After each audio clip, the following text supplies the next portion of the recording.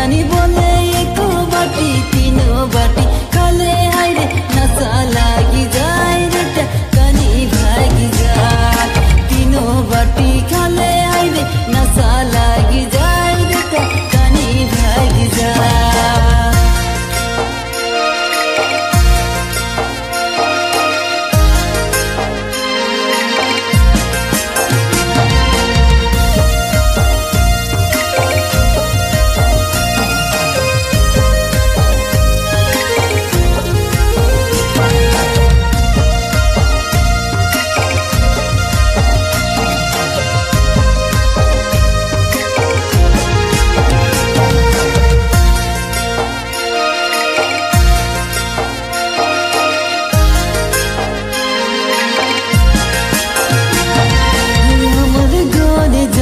नाना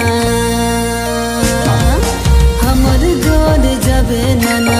नन के लेते जाबे हमर गोद जाबे नाना नन के लेते जाबे दिनों बीत जाते नाना उम्र चली जाते दिनों बीत जाते नाना उम्र चली जाते दिनों बीत जाते नाना उम्र चली जाते गरम दिन ठंडा पानी ठंडा दिन गरम पानी गरम दिन ठंडा पानी ठंडा दिन